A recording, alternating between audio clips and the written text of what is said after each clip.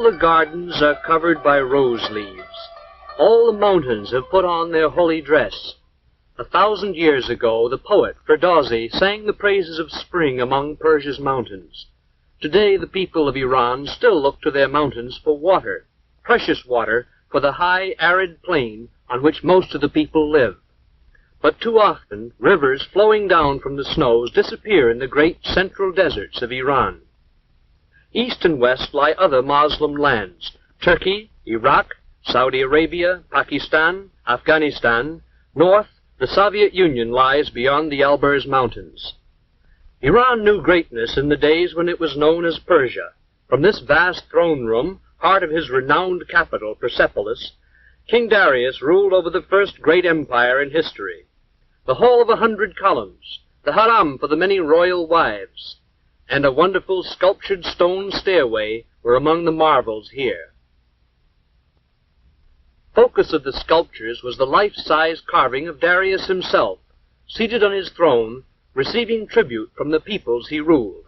From Europe, Africa, and Asia came men bearing gifts. In the procession were Syrians, bringing golden bowls, bracelets shaped like horseshoes, and small horses from what is today Arabia. This was sort of tax day 25 centuries ago.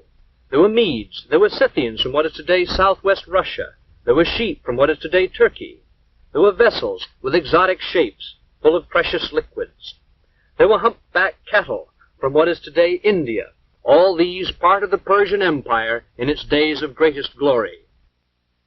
There was a chariot, like those of the pharaohs. Even Egypt was ruled by this Persian king, and there was a Bactrian camel from what is today Afghanistan. The tax collectors were the men of his mighty army, and on these golden tablets Darius inscribed, "I am Darius, King of Kings. The great god Ahura Mazda has given me the rulership of all races. This is my kingdom." Here, in gold, was outlined the empire which was handed to Xerxes, his son. Xerxes, at the head of vast armies, extended Persian rule to the limits of the known world. The Persian armies met defeat in Greece at the Battle of Marathon.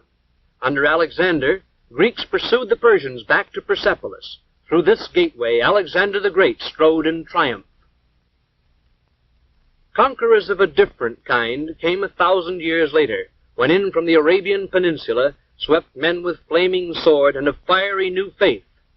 As this new faith of Islam grew and mellowed, the followers of the Prophet Muhammad built great churches called mosques.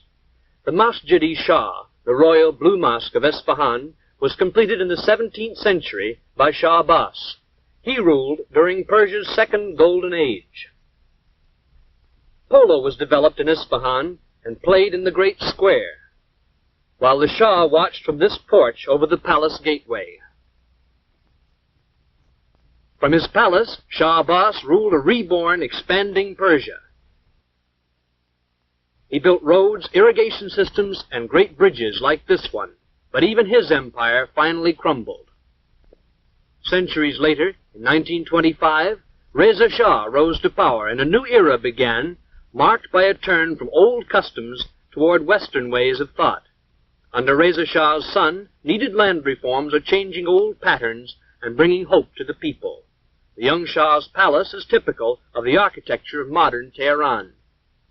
Former rulers lived in the Golistan, or Rose Garden Palace. In its mirror throne room is one of the world's most fabulous objects, the Peacock Throne.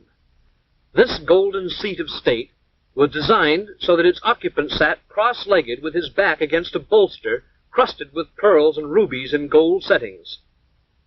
Built for the great Mughal of India, it was captured by Nadir Shah and brought to Persia 200 years ago. Above is the jeweled peacock from which the throne gets its name. Tehran is the capital of Iran, located in the north with the Alborz Mountains in the background. Tehran is a modern city with roots in the past. The great Muslim religious college of Sepah-Salar is one of the intellectual centers of the Islamic world. These young men are studying to become mullahs, religious leaders. Their tranquil cloisters contrast with the busy life of the city.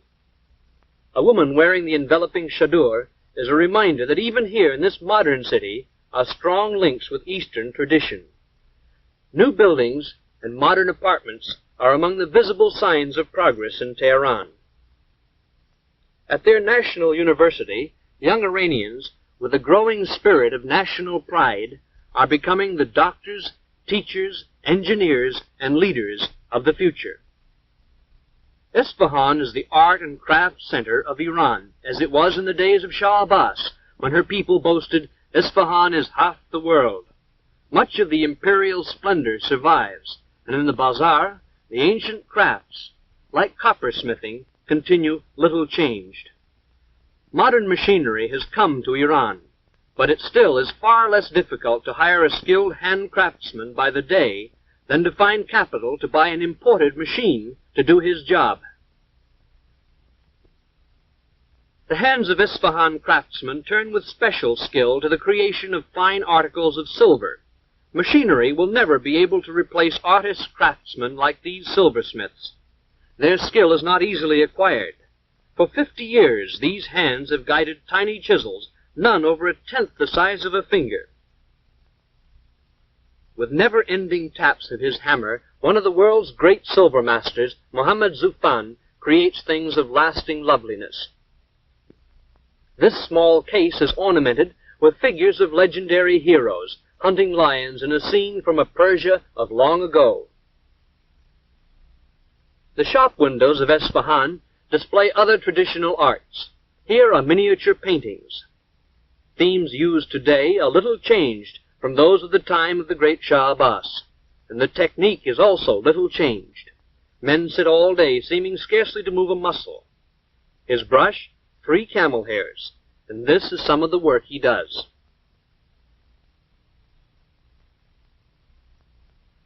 The best-known product of Isfahan hands is, of course, the Persian rug. An average rug is made up of at least 1 million tiny knots, every one of which must be tied by hand. The knots make the woolen tufts, or pile of the rug. The warp, or foundation of the rug, consists of cotton threads wound between large wooden rollers. Rug industry wages are low. One of these skilled weavers earns less in a week than an average American laborer receives for 2 hours' work. After a few rows of knots have been tied, they are pounded tightly together with this comb-faced hammer. Children's tiny hands tie the smallest knots of the most delicate designs, although employment of children in rug factories is discouraged by new labor laws. As modern industry like this textile mill come to Isfahan, mill owners and workers alike face the problems of sudden adjustment to the machine age. Shiraz is the capital of the province of Fars, from which Persia took its name. The monumental city gates and the princely palace of the Qashqai suggest the beauty of Shiraz, whose history is full of the names of astronomers, philosophers, and poets. The climate is agreeable here. Oranges grow near reflecting pools, in which Moslem poets saw the tranquility they sought in their faith. With this monument, Shiraz honors its most beloved son, the poet Saadi. 700 years ago, he wrote poetry of such beauty that it still is the basis of the living Persian language of today. The people of Shiraz are among the most progressive in Iran.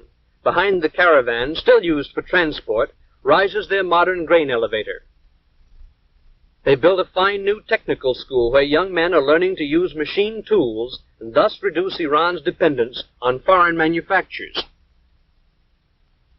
They point with special pride to their rapidly expanding medical school, in which young people are being trained to fill the serious shortage of doctors.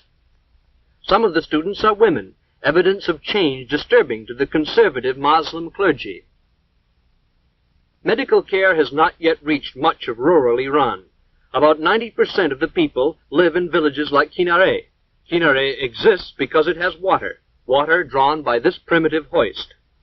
3 centuries ago, elaborate irrigation systems operated. The land fed twice its present population. Today, this hoist reaches only 60 feet.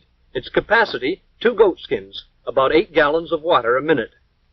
Here the people of the village come to wash their clothes, and in this same water they do their dishes. they see nothing wrong about having the sheep and goats come to drink at the same source from which they draw their water to take home for cooking and drinking. A girl named Zara carries on her head the quart of water she's walked half a mile to get. There is no school in Kinare, so Zara has not heard of the dangers of bacteria in drinking water. Kinare is cold and dusty in winter, hot, even dustier, and much more uncomfortable in summer because of the flies. At home, Zara's mother makes bread from wheat flour that was the family's share of the crop. The landlord owns the fields and also the house in which Zara and her family live. Sickness breeds easily here. It comes from dust, flies, unclean drinking water, and often just from too little soap, because soap is expensive. Main food is bread. Only occasionally are there vegetables and a little goat milk. Meat is scarce, so the diet is mostly bread and not much else. Yet for all their poverty, these people are kind and decent, honest, honorable, and friendly. Their bedding is the most precious thing they own. They have a copper samovar, a broken kerosene lantern, a teapot, a few cups and saucers, a mirror, and a picture of the Shah. Together with their clothing and cooking utensils, these things are all that this hard-working family owns. The house has 2 rooms, a sleeping room upstairs and a cooking room downstairs. This is the only stairway. Mother is baking bread this morning. Although Iran is rich in oil, oil products are still too expensive for this family, so Mother walked 15 miles to gather twigs for her fire.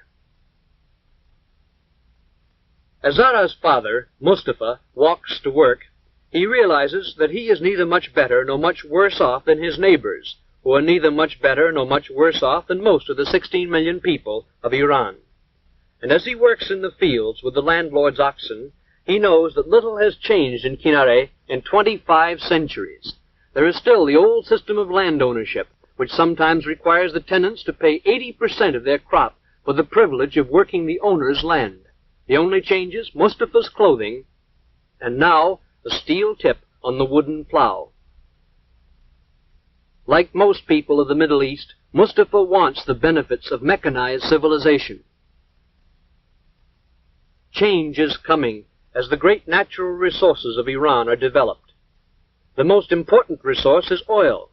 At Abadan is one of the world's largest refineries, built to serve customers of many nations.